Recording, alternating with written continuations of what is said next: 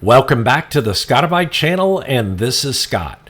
So open source self-hosted software helps in improving your privacy and security when you implement applications with best practices, which I've reviewed many times on the channel before. And I've encouraged the use of Bitwarden as a great self-hosted password manager. I've described the advantages of using Bitwarden in my presentation entitled How to Use Bitwarden. And we typically protect access to our data via usernames and passwords, but it is also an additional best practice to further protect your logins with some type of two-factor authentication. Two-factor logins to websites normally include things like an SMS text message, a one-time time-based password, or a hardware key like a Revocable key, which is my personal favorite.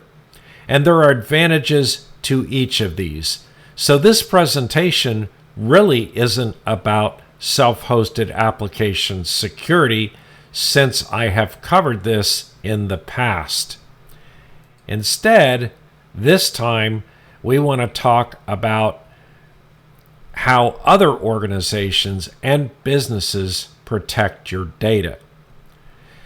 This year alone, I've had my private data reported lost or breached in one way or another at least 3 separate times, and gotten email messages including free data protection for the next year. Well, that's great, except for the fact that I would prefer that my data wasn't breached to begin with.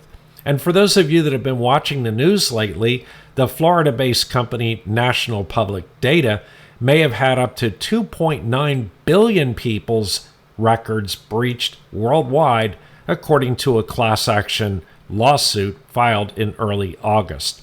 National Public Data is a data broker who performs credit and criminal background checks as a service for websites, data resellers, mobile apps, applications, and more.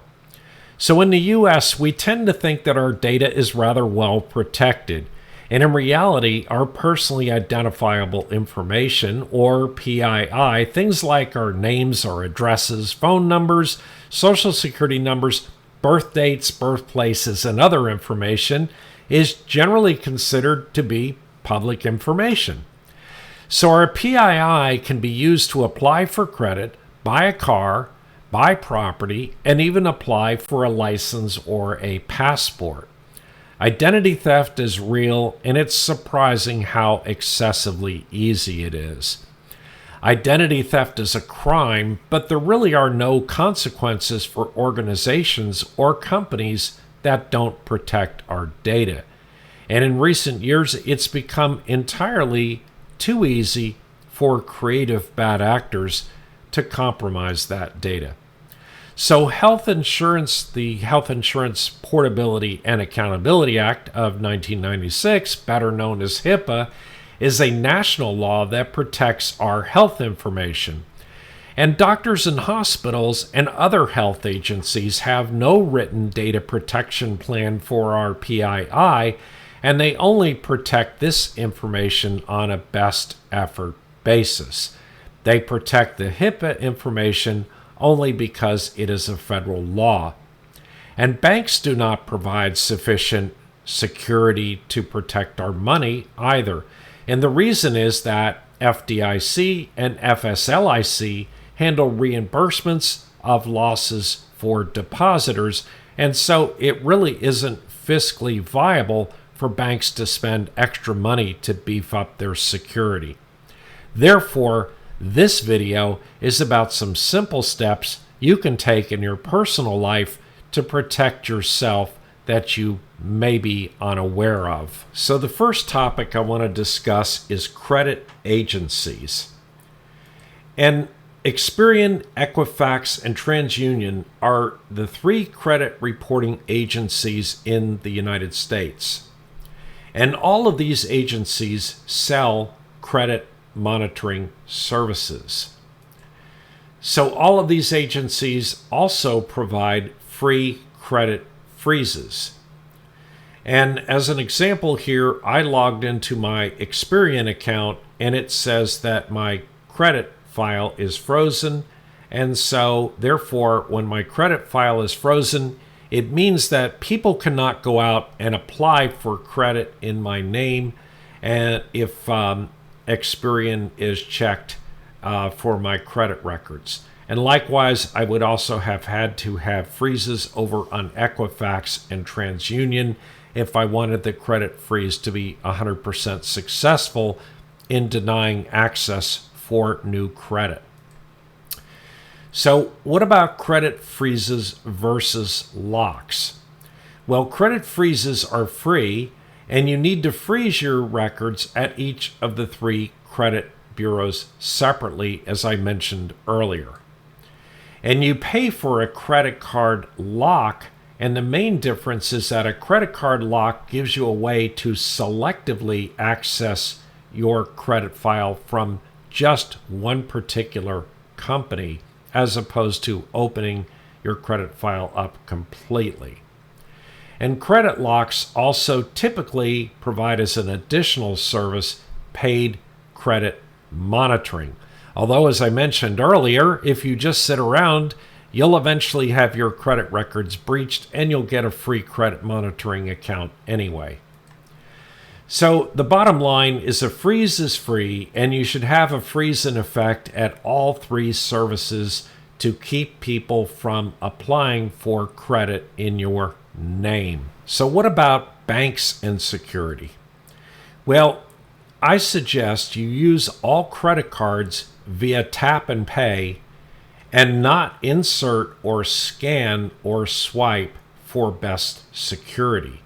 And the tap and pay is very secure because of the way that it handles the rolling encryption key.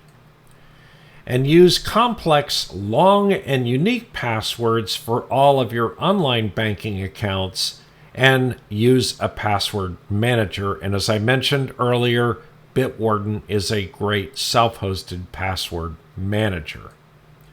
So log in regularly and examine your account. And I go as far as not only logging in regularly to manage my account, but I keep spreadsheets on my local computer, which are encrypted and stored off on my NAS encrypted. And these spreadsheets provide information about all of the transactions I have had on an account. So it is the modern way to keep a ledger. Too many people trust the bank and just figure that everything out there is a transaction that they did. And so really you need to take those steps to make sure that the bank's records are accurate, and also signing on frequently to make sure that nothing you don't understand is out there. So also use 2-factor authentication.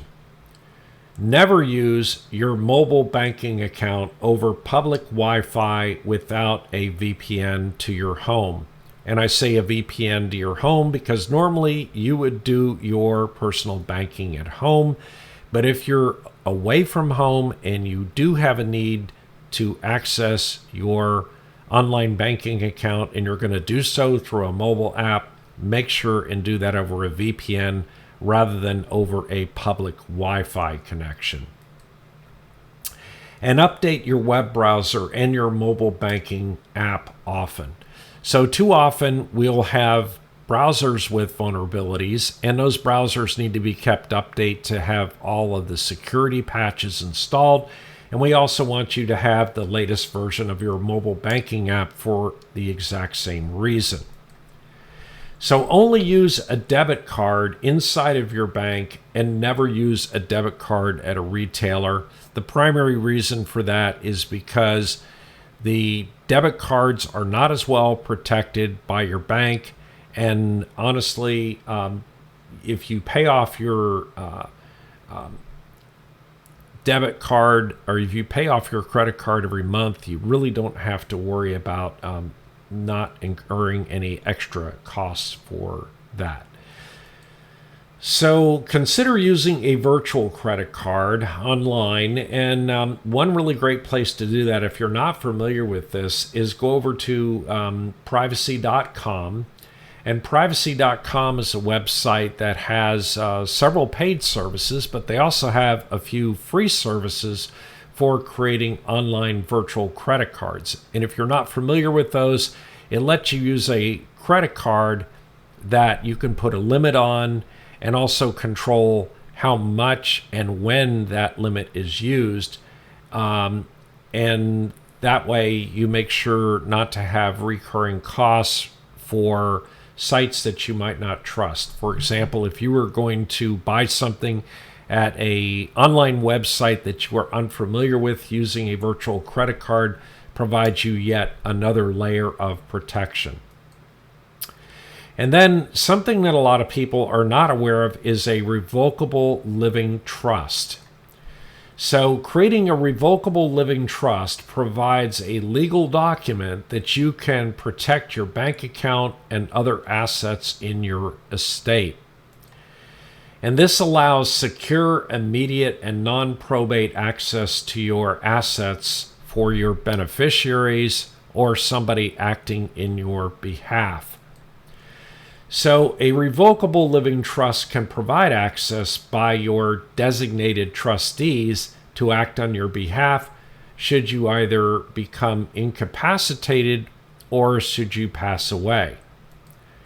So a living trust can allow the trustee to manage assets on your behalf rather than having a court-supervised guardian or conservator who would have to be appointed and incurring a delay and also legal fees. So then the other issue we have is online Social Security fraud. So if you were born after August 1987, you were automatically issued a Social Security number at birth. And the Social Security Act was signed by President Roosevelt in August of 1935, and they started collecting taxes from people's paychecks in January of 1937. And most people do not check on their Social Security account often.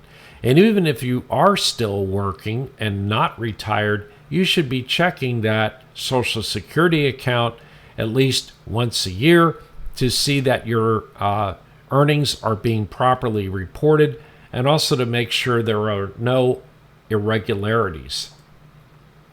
So if you've not created an online Social Security login, this is also a major fraud vulnerability, because it might mean that somebody else has created an account and they're using that account in order to perform fraudulent activities.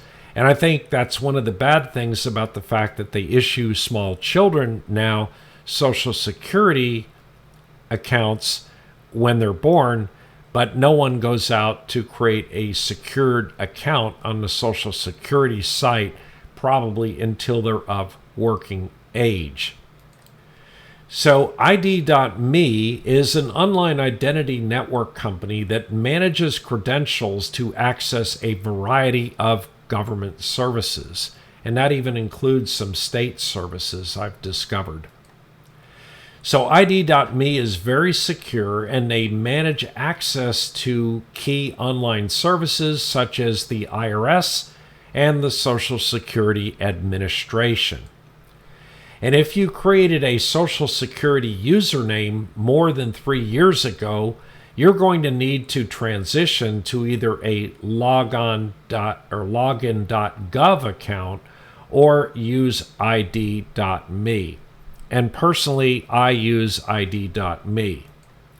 So ID.me basically allows access to a number of different sites, including state DMVs, by the way, I've discovered. And you can use its services to securely access these other sites, and they have a long, extensive process of verifying your identity, which includes a copy of your license and other things. Yes, I know all of a sudden you're sitting there going, well, that's not very secure. Well, think about the fact that early on I told you that PII is not really as private as we think it is. It's personally identifiable information, not private identifiable information. So when you sign into ID.me, they have a number of ways to support multi-factor authentication. And in fact, they require multi-factor authentication for an ID.me account. And the first form that they provide or allow is passkey authentication. If you've not heard of passkey authentication, it's something that basically uses your device, your mobile device, as the factor in addition to your username or password in order to be able to log in. I personally don't like that because my thoughts are, what if you lose your phone? That makes it rather inconvenient. And then plus, it may put it in the hands of someone else, since it's common knowledge that passkeys are becoming more oftenly used.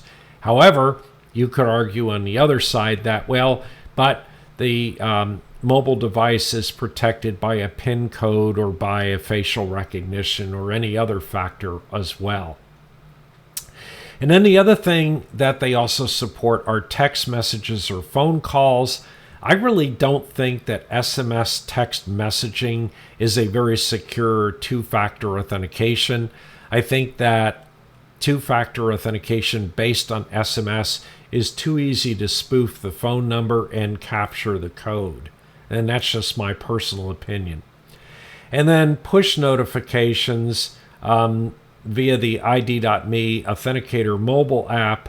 They have this kind of capability. And then next, the code generator, which is kind of like using Google Authenticator or one of those for a time-based one-time password. They support that. And then at the bottom, security key, which is definitely my favorite. The security key would be something like a Yubico key, which I mention frequently on the channel, and I have had some other presentations discussing how you can use a Yubico key. So then we want to discuss IRS Online Fraud. So bad actors have been known to file fraudulent income tax returns very early in the season before you're able to file your income tax return. And they use bogus information to get an income tax return deposited online, and a lot of times they actually get away with it. This is becoming an increasing problem. And by the way, if you have a fraudulent return filed under your income tax, under your Social Security number, I should say, it's up to you to provide or to prove to the IRS that you did not file the bogus return yourself. So the IRS may hold you accountable for any money that they happen to accidentally pay to a fraudster because, after all, they don't know it's not you. So there is a way to prevent fraudulent returns from being filed in your name. And in order to do that, we're going to sign on to the IRS website. And as you can see here, I've got the sign on with ID.me. I provided my username and password to ID.me. And right afterwards, I get my challenge back for my Yubico key. I touch my Yubico key, which is plugged into a USB port on my computer, and it logs me into my IRS profile after redirecting me from ID.me. For you self-hosters, view ID.me as kind of like the public form of Authentic. So then I go to my IRS profile. And the first thing you're going to want to do is scroll down in your IRS profile, and by default, these two values are going to be set to no, which is authorizations from tax professionals, and that basically says that if there is an authorized tax professional filing on your behalf, I want to receive notifications from the IRS that this is taking place. By all means, set that equal to a yes, because that could be another avenue for fraud if you are not having an authorized tax professional prepare your tax. And then next, any new notices and letters. Yes, the IRS will usually mail you something in the mail if they really want to get a hold of you, but when it comes right down to it, I want to be notified earlier than that. If you do get a notice, you'll have to log into your IRS account and read those notices there. They will not email personal or private information via email. And then finally down here, the notices and letters section, you can edit for the language, accessibility, and delivery format. And for me, like I said, I will go ahead and set it up to where I receive both paper copies in the good old US mail and also online. Now, here's the gold. If you scroll down just a little bit further, there's something called an Identity Protection PIN. And as they say here, it's a 6-digit number that prevents someone else from filing a tax return using your Social Security number. The IP PIN is known only to you and the IRS. And the IP PIN is valid for 1 calendar year. The IRS is the one that changes that PIN every January, and it has to be used once you have opted in on the IP PIN capability. Once you've opted in, you have to use that when you're filing any income tax return, or else it will be rejected. So, in summary, create accounts at Experian, Equifax, and TransUnion and enable free credit freezes on all 3 agencies.